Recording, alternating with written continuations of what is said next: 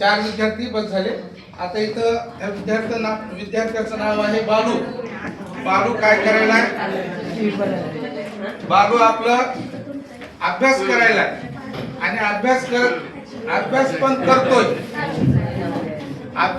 करतोय, टीव्ही पण पाहतोय आणि हातात मोबाईल पण घेतोय. जेवण करताना हात तसंच क्रिया करतो.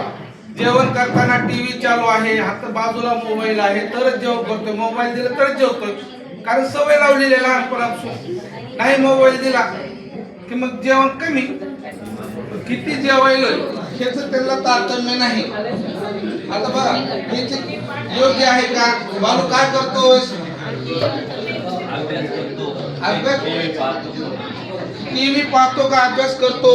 अभ्यास करता करता टीव्ही पाहतो. मला सांग तू आता हे टीव्ही पाहणं योग्य आहे का अभ्यास करणं योग्य आहे?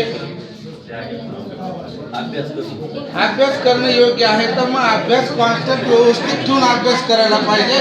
त्याच्या समोर टीव्ही ऐकत बघत अभ्यास करायला पाहिजे.